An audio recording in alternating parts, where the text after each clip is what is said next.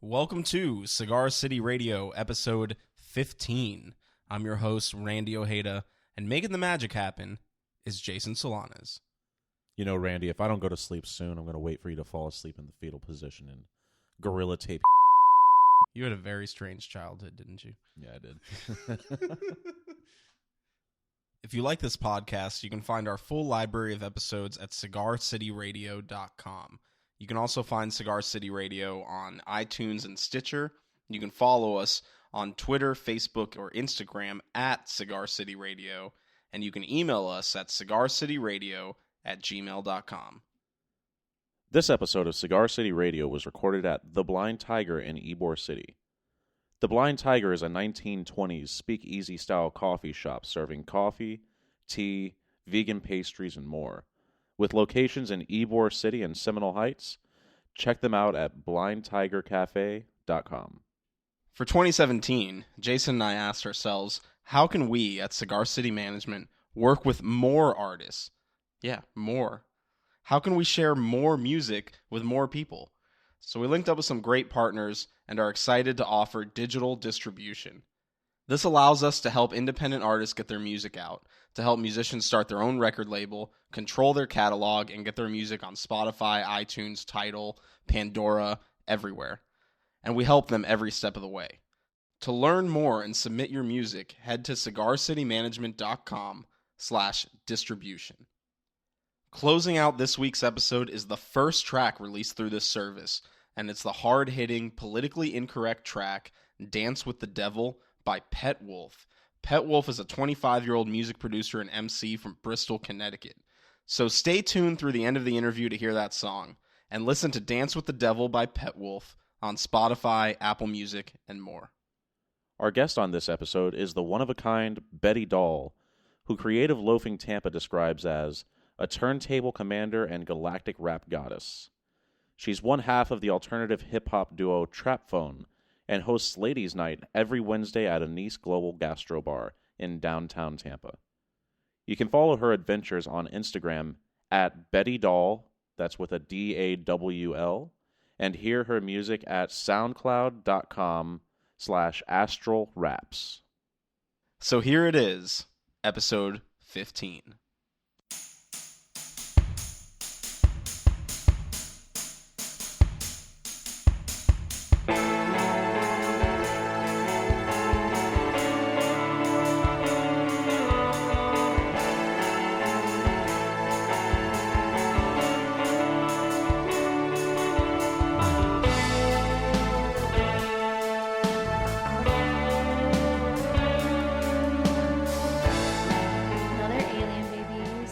Intellectual, yeah. I don't. That's what I don't like about cats. Yeah. Honestly, they think about how to kill. They can kind of see into my soul. Plotting. Yeah, I don't like it. You know, like my dog just looks at me like, "Where's the food?" You know, but the cats are, I don't know. Dogs are a different meditation. I just recently got a dog in the house, and I was raised with cats, but I love her so much too. Like, what kind of dog did you get? It's a German Shepherd with a Pit Bull mix. My roommate got the dog, but we all went to go get it with him and stuff. So we're all attached. She's so sweet. Yeah. She's so loyal. Like, I understand now what they mean with dogs being loyal. Because cats, you could leave them for weeks and they won't even know you're gone. Yeah, they're like just. I don't really care.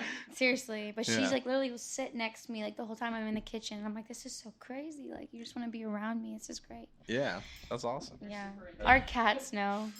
We came home one time from tripping all day, so hard. And we came home, and the cat literally was just looking at us, sizing us. Yeah, I was like, oh my God, he knows. He went under the bed. You. He never goes under the bed. I was like, oh my God. For real. Yeah, that's why I stay away from cats. Yeah, I love them. Yeah. We have 6 in the house. Right, wow. We live in a pretty big house, though, but we call our house the Pussy Palace because it's a lot of cats and then a lot of girls and then 2 guys. And we throw these epic parties, so yeah, a lot of people know where we live. The Pussy Palace. The Pussy Palace. Yeah, we're making a zine that should come out this year. So a zine? A zine, yeah, Pussy Palace zine. Right on. Yeah, it's good, all the girls in the house, because I live with Millie, Millie Misa, and K-Pop. She's the artist, right? Mm-hmm. Yeah, everyone who lives there kind of has their own medium, so it's really cool. I love living this way, I probably will always live this way. Yeah, like just kind of working with or like living with artists and Yeah, in a community, like I see myself raising my children with these people or with people. Like I want to raise their kids and I want them to raise my kids. I don't want to be like a mom and a husband. Like to me, that life, that doesn't make sense to me. That's not logical. Like it makes sense to live with a lot of people and like, be a big family. You're into the whole community aspect of things. Yeah, it makes sense. Like having, being self-sustained, having a garden, like being able to survive if anything did hit the fan or whatever, Yeah. Well, it's like the more I watch The Walking Dead, I'm like, that's kind of the way to I think. Geez Louise. I can't watch stuff like that. Yeah, because eventually, it might not be zombies. It might be more, of social political meltdown. It might be everything at once at this point. Yeah. Truly. Very, very interesting. So are you from Tampa, born and raised? I was born and raised here, yeah. Born and raised in Tampa. Mm-hmm. Wow, that's in Seminole rare. Heights before it was poppin'. Really? Before Seminole Heights was cool. before it was cool. Wow. I lived like right in like the core of old Seminole Heights. I grew up there. Yeah. Right on. And but now you live in Ybor, obviously, so you're not in Seminole Heights anymore. You got out right when it was at the peak of its coolness. Yeah, I should have kept that house. Right? Yeah, right. Jeez. But I live in Ybor. I've lived in Ybor for like 4 years, I think. Okay. Yeah, different houses. We had a house on the other side, and then we just moved 2 years ago to this side. So. Right on. Yeah, I love it. And when did you start making music? I would say like 2011. I started experimenting with GarageBand. Mm-hmm. But I've been writing since like in like 6th grade, 5th grade. I was like freestyling in like middle school. Really? Yeah. Yeah, those like lunchroom freestyles. Yeah, I would just like write raps about girls who like bullied me and like talk shit and then like rap about it and be like, yeah. But how did that go over? People would just laugh. Yeah, didn't get you beat up? No. Yeah. People, they didn't really understand it. I went to a private school in South Tampa, so they were just like, who is this weird girl who's rapping at lunch? Yeah. Yeah, so. But back then, I would imagine you didn't have the angel wings and the cat ears. No, I might or have you might have had the cat ears. Cat ears, I've been like a cat probably my whole life. I feel like I'm a mixed breed. Yeah, do you have like human, the tail and everything too? Yeah, I was Josie and the Pussycats 2 years in a row. Oh, nice. When it came out, they had like that one velvet, like bright pink, like leopard one piece. I was like, Mom, that's the costume. That one. Wow. She's like, okay. And then that's just all you need. The beginning, yeah. Yeah. I mean, it makes sense, Yes. Yeah. It's like Halloween's a time to experiment as a child with cosplay. Definitely. I've definitely made Halloween my lifestyle. Yeah. Okay. Totally. So it's all about it. Yeah. Yeah. That's right on. Yeah. So you started writing raps and getting poetry. I'll call it poetry. Okay. Getting back at your bullies and exercising some demons through the word. I would like record it on like because this is back in 2005. Mm-hmm. I would like record it on one of like the little cameras and then post it on my MySpace and be like, this is shout out to this girl. I don't like her.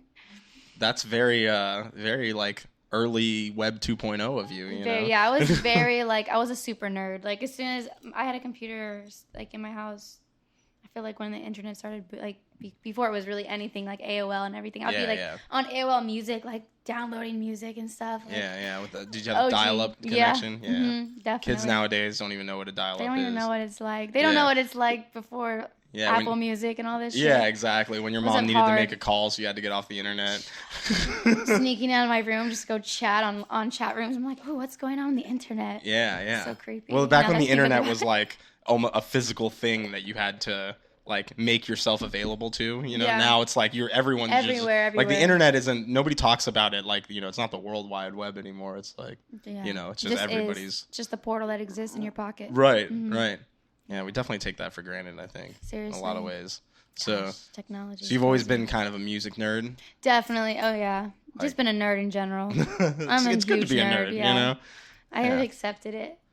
Yeah. And when did you start really taking it seriously and making music out of it, Probably like 2011 I started experimenting. I bought like a USB mic and there wasn't really a scene that had evolved in Tampa yet, at least not like there wasn't really any girls doing anything at all. Mm-hmm. So I was just in my room. I got a DUI when I was 19, so it kind of had me stuck at home. I couldn't really go anywhere, so I would just stay home and just honestly take Adderall and just listen to music and write and like be on GarageBand and just be, you know, in a portal. And then when I started like putting little videos out, I think that's when people were like, oh, like, well, who's this girl? Like, what is she doing? Even though it was like really strange, it was kind of like poetry, and I wasn't really on beat. I was just kind of like, I had so much on my mind that I was just kind of like spewing. Yeah. But it was cool because like I met a lot of people, and that's kind of where it all started around that time. It was like 2011, 2012. I bought my first mixer and started like DJing in my room. Yeah. I never thought I would be serious. I honestly just got it because it was on sale, and I was like, oh, this would be a cool thing to do when I'm alone. Yeah. Like just experiment with sounds and stuff. And like fun. Chopping it, like playing with the little beat machine that was on it. Like I was just really like, oh wow, this is so much fun. So yeah. And then it just kind of evolved from there. I feel like I started putting music out for the first time. I want to say it was like 2013. I like finally like put stuff out on SoundCloud, and I think I had my first show was in 2013 too. I did the Mew Awards. That was like my first show. Oh, right on. Yeah. So kind of started on there. And so, did you start out kind of putting out solo stuff? Or? Yeah, I would just my first song that I put out that was like really well known was just like the Savvy Microsoft Word Shorty song that was like kind of a joke, but it was really funny. People really liked it, and that was like the first song I performed. And seeing like the way people reacted, I was like, oh, I could really do this. Like this was a joke. Like the raps were really like funny, but people were like really like that. It was like that kind of like that bass rapping, you know, where it's just like very easy but very funny. Yeah. So after that, I was like, damn, like I've been writing. Maybe I should work on a project. And that's when I started working on Poetic Resume. I started writing Poetic Resume from 2011. A lot of the stuff that's on that project was like the stuff that I started writing. But when I put it out, it was like a mixtape. It was just instrumentals that I found on the internet. A lot of Soulection before Soulection blew up. It was like when Soulection was still like they just very recently really blew up. Yeah, honestly. But like I said, I'm a nerd, so I was finding all this shit. Yeah, so you're always kind of looking for the next most cutting edge sounds. Yeah, and I'm really like an instrumental head. Like I love instrumentals. Like not even because I want to rap on them, but just so I can think to them and just like not have to hear someone else talking. Like I need that. Yeah. Still, like every day, I need to listen to instrumentals. And so you started putting out this stuff, and at some point you linked up with Jordan Patrick. Jordan Patrick, yeah. We met at OG Layla Johnson's studio session for a song that he produced for her.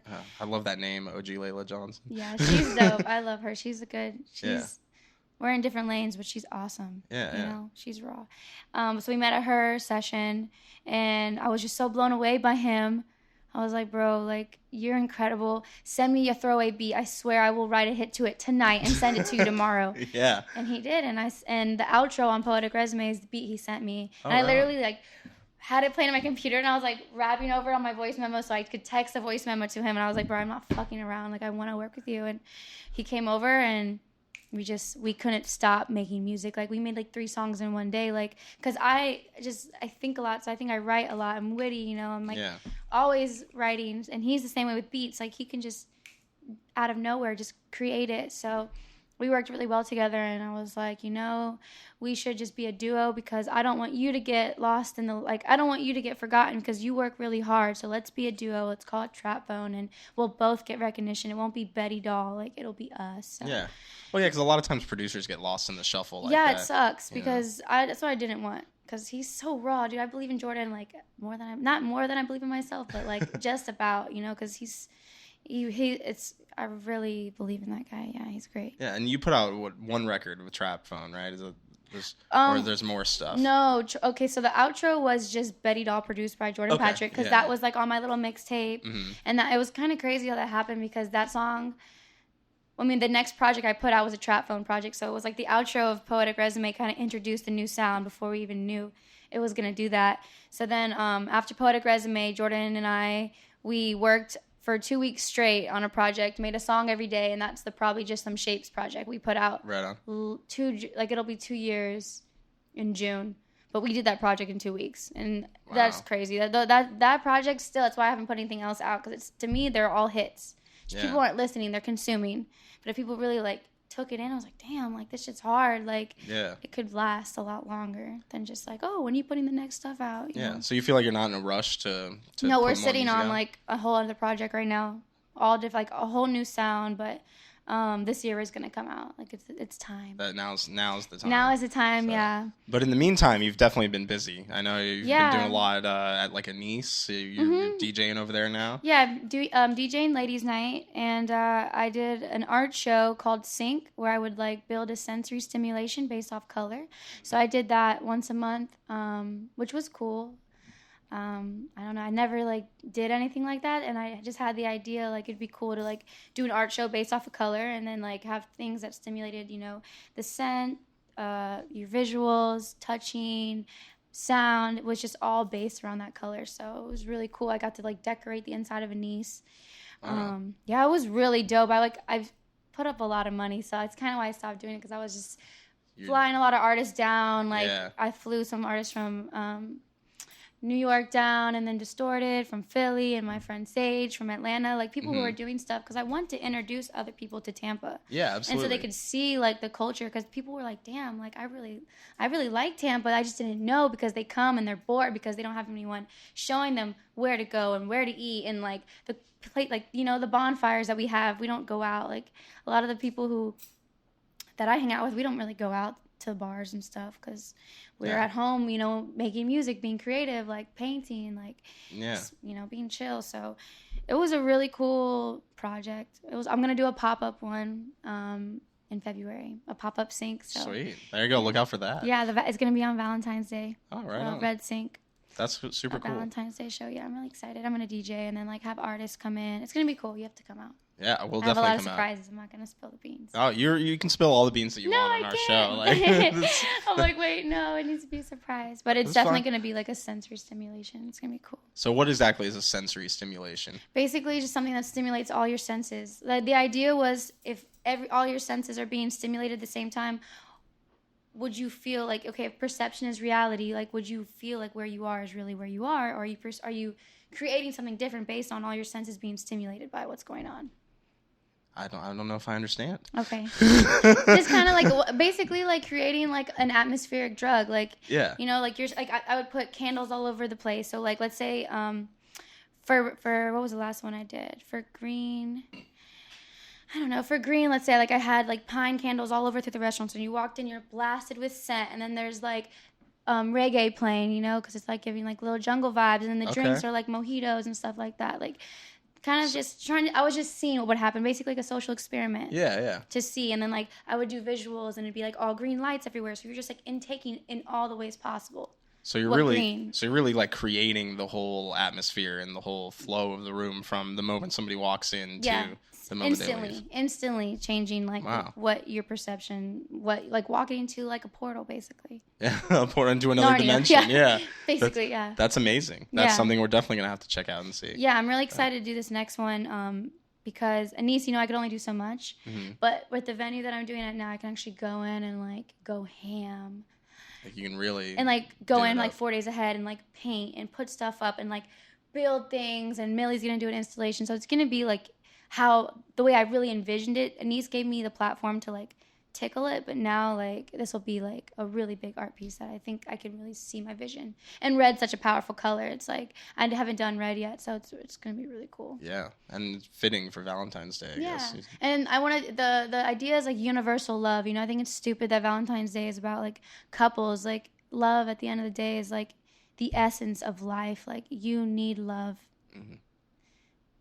Period. Like, so I think it's important to like push that as opposed to take your boyfriend out. You know, it's like come out and be around people and like hug people and just love people. You know, I'm really into unity and that whole movement. Yeah, that's awesome. Yeah. Well, I mean, nowadays, like, people need that more than ever. More than you know? anything, dude. Like, people need hugs and people need to feel appreciated. Like, people judge themselves. We all judge ourselves. So, like, the least we could do is, like, not judge other people. Because then we'll stop judging ourselves, you know? Like, we'll be like, damn, like, you can see yourself in anybody, you know? So, Yeah, experience life, don't dictate it. yeah, and, like, accept what you don't understand. Don't judge it. Just accept it and be like, man, like, there's a lesson in everything. You just don't know what it is right now, but it doesn't mean that something's wrong with this person because they decide to live their life this way. It's just, you just don't understand it. Yeah, they're doing something totally different. Yeah. So, but you found some like-minded souls in Tampa. What? Is what it sounds totally. like. I have a whole family. I feel like Yeah. we've even inspired and brought it out in people, like Yeah. made it safe for people to be like, oh, I can live this way. I don't have to be this, whatever way. Like, it's cool. Yeah. It's really cool. I mean, in many ways, you've helped really build the scene and the culture here by, by doing art like that. Yeah. And that's one of the things that I think that really impressed me when I first, got hip to Betty Dawl and Trap Phone and the projects that you're working on is the expression of the art behind everything. It's not just about the music, but there's a whole nother feeling. There's a whole nother thing to it. Yeah. I'm really into vulnerability, and I just want to create a space for people to feel like they can be vulnerable too. Like, I don't know, I've always been the type of person where people always call me when they're going through something, and I love that.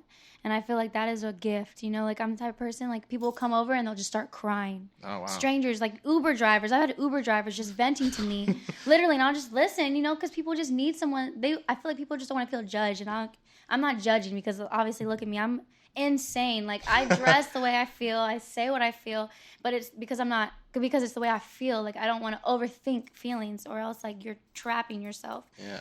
But it's, I feel like I want to create that so people will come to shows and just be like, if you feel like crying, then break, just start crying. Like, I've had people come up to me like, I don't know why, but I wanted to start crying when you were performing just because I felt like I was releasing something through you performing. Yeah, it's almost like cathartic at that point. Yeah, and like very like going to church, like a new wave of like being around people, and if when someone sees you crying, and if they feel like crying or laughing, any emotion, it's like that's gonna promote them to be like, damn, it's safe for me to be emotional too. Like, yeah, we're all very emotional people. If there's a lot of people, we all Absolutely. hold it in, Yeah. Yeah. No, I was saying I feel like we all need a good cry at some point. Oh my gosh, very necessary. Yeah. If we don't cry, I feel like the people who don't cry are the angriest people in the world. Yeah, for sure. And they're just like, keep it in, and then they're just like, it's just like this energy cycle of like, you are what you put out, and you put out this anger, and then all this shit happens to you, and then you're like, why do I have to live this horrible life? Everyone hates me and then you're cycling it as opposed to like stopping the cycle, starting a new cycle. It's like everything is in your mind. No, it's true. Yeah. And people dwell on negativity way too much. Yeah. Because there's plenty that you can be negative about all the time, but why? Like, I always felt like it was too much energy to like you have to think to about your move through regrets and everybody makes mistakes. It's like, but people end up really focusing on that, and it's like, what are you what are you even doing? I really agree. It's a third dimension. It's only the third dimension. Like, life is way more complex than everything that we make it about. And if you can really grasp that and be like, oh God, this girl's talking about dimensions, but really it is only the third dimension. This is one life, whether you believe in reincarnation or not. Like, it's if you dwell on it, you're wasting life. If you live in fear, you're wasting life. Like, fear is choice. Like, you create the illusions of fear. You create the things that you fear the most in your mind, and that's why they exist so heavy in your mind. So it's like, if everyone could just understand that they're creating it, like, life could be way more just soothing, and like we would we would evolve so crazy. Like, I'm very curious about how the next 10 years are going to go, because I think that people are evolving and becoming enlightened like more and more every day. Yeah. And where do you feel like you got this? Like, where did this idea, like this lifestyle, come from? Like, where did you start developing these concepts? I don't know, actually. You didn't have like a big spiritual awakening, like a big moment. I've had a couple. I've had a lot. My life has been crazy. Like, if I told you some of the shit that I've been through, you'd be like, oh my God, how are you so positive? But I think going through the shit that I've been through put me in these dark moments where I had no other choice but to figure out a solution, as opposed to just drown in sorrow and woe is me and why is this happening to me? Because, when I was 14, I got taken away to a program. Like, I was like a badass little kid and used to steal cars and hit licks and be crazy. Like, wow. I was a different person. Yeah. If you saw the videos, I was just different. I was looking for some acceptance, because in my home life, it was like I didn't really feel like accepted in my home life. My dad died when I was like 11. Kind of made me a little crazy because like him and I were really close. Me and my mom weren't close. So kind of like escalated me to be this angry person because I wasn't dealing with my emotions. And then so I got sent away to a program for 2 years. And honestly, like going through something like that between 14 and 16 will do a lot of crazy shit to your mind. Those are very crucial times for anybody's life. Yeah. They woke me up in the middle of the night, took me away. Like I had no idea shit was happening to me. Like a Liam Neeson movie? It was crazy. It was scary, honestly. But I was like, it was like they come at 4 a.m. when you're like most vulnerable. Oh my gosh. And they like wake you up and then tell you that you're going, and like your parents like sign you up to go to this, so they like take you, and then you can't do anything because you're legally owned by them. Yeah. So yeah, it was crazy. But like I think in that program that I went to, and of course, knowing me, I was very defiant. I was like, no, fuck you. I was always in trouble. I was never listening. I was always like away from the group. I think like putting myself in those situations, I just thought so much and like had to realize stuff. And I really feel like my higher power, like my higher self, like made it difficult for me because I can't learn unless it's difficult. Like I can't learn unless I like fall in the hole and like really hurt myself. I can't be told like don't go over there. Like I have to go. You gotta go over there yeah, first. I have to. Yeah. I have to experience. Or sometimes that's the best way to learn. Sometimes it's the only way you can learn. You know? Truly, I really feel that way. So I think like there were just a lot of times where, like near death experiences too, where I would be like, holy shit, like if I was just an inch closer, like I wouldn't be here anymore. And being like, just seeing those phenomenons and being like, how, you know, and questioning even at like 14, and then kind of I think receiving answers because people weren't really on this indigo movement at all in 2006. This is like all, I feel like that kind of stuff happened in the last 4 years. Since like 2012 I've heard a lot more about the indigo movement. But when I was like talking about spiritual stuff at like 15, 16, I don't feel like a lot of people understood. So I think I held on to a lot of those thoughts. And then like when I got older and started to like read more and like find podcasts that made sense, like I felt like it prepared me to kind of, I guess, think like, I don't know, take those thoughts in and instead of just like let them pass, really just think about them and study them and read about it and be like, all right, what is this, you know, enlightenment. And then 2011 I took acid for the first time and everything changed. That was it. That was the moment. Yeah, it was, that day changed my life. Like psychedelics, I would say, like are a big part of my religion of self. Like I don't say you should take acid every day, but I definitely think you should take acid one time in your life at least. Period. LSD is like amazing. I've never done acid. You have to do it once. I feel like I'm too old for that. No. Yes. I'm telling you, it will change your life. You trip right one time, you'll trip for the rest of your life. Period. And not in a bad way, but in a way where like I was living like this, like with like blinders, and then I was just silenced the whole trip. Like I was at my first music festival, Camp Bisco in New York. Yeah. And I was just like, yeah. I was, and the guy who gave it to me, he like, it was a guy I went to that boarding school with, and this is years later. I'm in New York at a festival, and he's at the same festival, and he like comes up to me, and mind you, like this program I went to is for kids who like were doing drugs at 14, and their parents sent them away. So he's like coming up to me. He's like been tripping for 3 days. I've eaten shrooms when I was 17. Shrooms like always have been a part of my diet, but acid just changed the game completely. I'm like really into microdosing and stuff. Yeah, a little shroom tea or something. Yeah. Yeah, no, acid will bring out your emotions. And he like came up to me and he's like, Emmy, this is a gift. And I was like, no, I don't do that. Acid's crazy. He's like, I would never give you anything that's going to harm you. He's like, it came to you. Like, if acid comes to you, you have to take it. Like, it is a gift from the universe. So I'm just like, all right, whatever.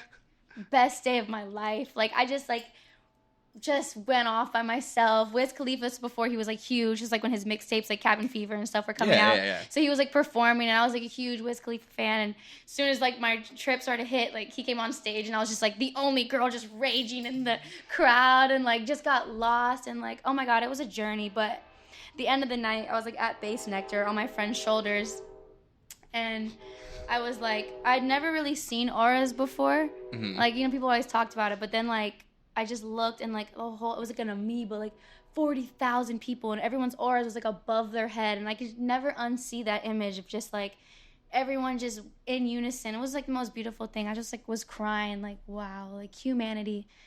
And then after that, I kind of definitely dove into the psychedelic realm. I definitely got out of hand with it for a little while, but sometimes you have to go very deep, and I think that's where most of those thoughts started, and then you can't unsee the things you see or think. Sure.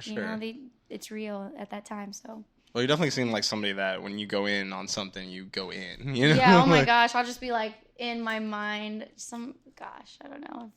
I've experienced some crazy. I've astral projected like stuff that I didn't know anything about. Just kind of happened, and I think doing those things, like leaving my body and going to another dimension, like thinking I died, but I didn't die. I really was just leaving my body and then coming back, like. Things that I was meditating on for days, like trying to comprehend like where I went, the things I saw, the things I thought about, who are those people, where did I go, and then like reading books and like reading people who had the exact similar experience going to the same place. Like I went to the Tree of Life. I had no idea. I actually went to this tree in my projection, and then I was like reading a book like a year later, and it was talking about people when they astral project, they go to the Tree of Life, and it's full of knowledge. And I was like, what the fuck? Like that is where I went. Like. How is all this consciousness so universal? Like, how are you all seeing the same tree? So cray-cray. So fucking cray-cray, for real. Like, I don't even know these people. Yeah, so... So real quick, this is bad for the podcast, but what is your tattoo on your shoulder? Oh, it's Noodle from the Gorillaz. That's what I thought it was. Yeah, so I got this years. So it's what a Noodle from the Gorillaz as Rosie the Riveter. Yeah, that's incredible. With her middle finger saying "fuck the government." That's awesome. Are you really into the Gorillaz? Because it seems like they're very similarly put a big focus on the artistic side of the music. Yeah, I love the Gorillaz. Like. Ever since I was a kid, I had like a near-death experience to like the Gorillaz plane when I was like 11. I got into this like crazy car accident where I almost died, and the last thing in my headphones was, "I'm happy, I'm feeling glad." But I was like 10, and then like that was just looping, and then like before we know it, got ejected out of the window and was like, "What?" Cray, like a crazy accident. It was so weird. So like I don't know. Every time I heard the Gorillaz, it always reminded me of like being grateful for my life, I guess. That's right on. Yeah. So That's right on. So then I got this when I was like 19, because I was like independent. I've been on my own since I was. Practically like I went to that program when I was 14, but when I was 17, my mom died, and shit just kind of went. I was like pretty much on my own. So I think that was like what this was like representing too. Like, you're out here, like you're strong. Like don't think that. You can't do anything that, a guy or anyone could do. Like, you're just as competent, so. Well, I'm glad that you spun tragedy in your life into a positive direction. Yeah, I have to. You have to, because, like you said, like, if you drown in it, like. Yeah, it can consume you. I could have been freaking depressed, and I was homeless at a time in my life and didn't have anything and no money, nothing, like kicked out of the house I grew up in my whole life, like had no friends, like completely like had nothing at one point. But like make something out of nothing. You have to. No choice. That's what's up. Yeah. That's what's up. Oh yeah. So I know in addition to making music, you've been doing a lot more like DJ sets and like party hosting and stuff like that. Like I know when Ski Master Slump God and Ugly God were in town, you hosted that show? Light hosted. I got a little too blazed before, and sometimes when I get blazed, I'm like, oh, I don't want to be a center of attention. You got a little shy. Yeah, I was just like there, but after I got a couple beers in me, I was like, I'm turned up. Yeah. But yeah, I think just being there is cool, because like just having good energy, and I was kind of in charge of sound check and paying people and making sure that everything was good and people weren't on stage. So I was kind of, because it was my name, I'm the one who got Crowbar. Like I'm really close to Tom. And Tom was like, this is an all ages event, Betty. Like I would never do this for anyone else. And so I was like, okay, I'm going to make sure that everything's perfect. And but it needs to be an all ages event for somebody like. No, it has to be. Yeah. And it's like, you want to bring in those kids because they're going to be in Crowbar in a couple years too. Like you want to introduce them to venues and inspire them, because you never know, one of those kids might have the bread and want to put money up for a show, and they want to go to Crowbar because Crowbar, look at y'all's lights and your setup and your sound. Like It's like you have to introduce the youth. The youth is very important. Definitely. Yeah, because, if you don't cultivate the scene in 5 to 10 grow. more years, there won't be a scene anymore, you know? So, but the scene in Tampa is just booming. So, what's the pulse of the scene? I don't know. I'm old. You're old. I stay home. No, I mean, I think there's a lot of going on in the scene that even, like, I'm not aware of, but I just think there's just tons of people making music, and it's so tight. I guess, like, I didn't even realize that I was one of the pioneers until I look back and I'm like, oh, wow, like, look what we've done. Well, it's like you definitely said, too, know. like, you brought in a lot of people to come and check out the scene and do stuff. Like, I know you did a show recently with, was it Yes Jules? Oh, yeah, I DJ'd 1 a.m. Vibes. That was Yeah. cool. Shout out to her. That was really nice. Yeah, and Cardi was there. I DJ'd Cardi's set. I was like, this is lit. Like, this is cool. And now Cardi's, like, I saw Cardi at Flognaw. Crazy. He came out like 3 times. I was like, this is amazing. Wow. Yeah. I don't know. I just think that it makes me emotional because I think it's really cool, like, what is going on and, like, just seeing it grow. And even, like, I have, like, my little sis, DJ Hennesis. She's kind of... DJ Hennesis has been shouted out on the show before. That's But my Scumbag baby. World. Yeah, that's my little sis. So seeing her kind of kill it, I'm just like, damn. Like, I'm just so... You know, it's just, I feel like they're inspired by us because they saw us do it, you know? Yeah, that's the attitude to have. Because when I mean, obviously very different scenes, but when I was coming up in the scene, like, years ago, it was, there was a lot of jealousy. A lot of people were like, oh, this person is doing big. Well, screw them. They suck anyways. It's so stupid. You know, but I yeah. can't with that. I'll slap somebody. Yeah. Wake up. Like, Yeah. come on. If people don't understand, if one person kills it, we're all killing it. Exactly. And if we all kill it, like, we are killing it. Like Miami right now. Miami is booming, and it's because they support each other. Like, yeah, of course, people are going to get jealous because people are insecure and Sure. people have egos. But at the end of the day, like, you have to humble yourself and be like, everyone is in their own lane. If you're busy being jealous, you're not watering your seeds with love. You're watering them with ego, and they're not going to grow. Yeah. If, it's dope. It's fire. It's fire. Like, even Big Baby, like, he's blowing up. Like, and he's in his own lane, and that's so fire. Like, Yeah. it's so cool. No one sounds like him over here, No. but everyone's doing their own thing. Everyone has their own sound, and if we keep doing that, like, Tampa is going to be, like, a really big deal. As promised, here's your fade out, Dance with the Devil by Pet Wolf. Yeah, I'm probably nice as fuck. I'm probably twice as dumb. Say, I'm smart as fuck. Let's start this up. I'm pulled in so many directions, my shirt stretched. I'm an iguana in the bird's nest. I was listening to classics and the needle skip. I do most things because I enjoy the leadership. My love for information reached a fever pitch. Anyone who ain't my family can go eat a dick. I'm dealing with hate, find the source of it. I've been bending over backwards like contortionists. Some people won't show up unless you bring some drugs. Some people won't have faith until kingdom comes. Until kingdom comes. Yup. I had my check transferred. Get the sledgehammer. That was my next answer. I turned a sex kitten to a sex panther. I'm Malcolm X with less manners. I don't like my apple cider hot. Or ever having writer's block. Or ever watching spiders crawl. Or when my actions require thought. I won't be satisfied unless you're mine. Please stay seated while the cabin's pressurized. I won't wear it unless the texture's right. Don't let negativity affect your life. We gon' get this train rolling soon. Even if I don't quite fit like bowling shoes.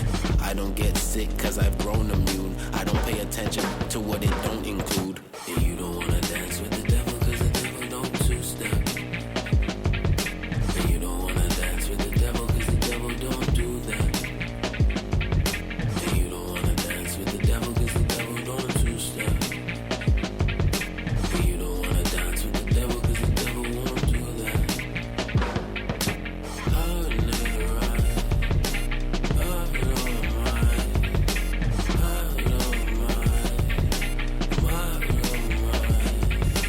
You don't wanna dance with the devil cause the devil don't two-step.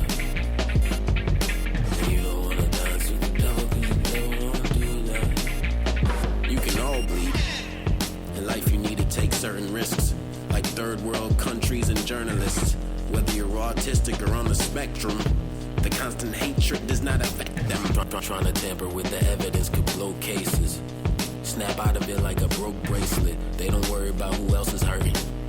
Ain't getting help without no health insurance. And you don't wanna dance with the devil, cause the devil know two-step.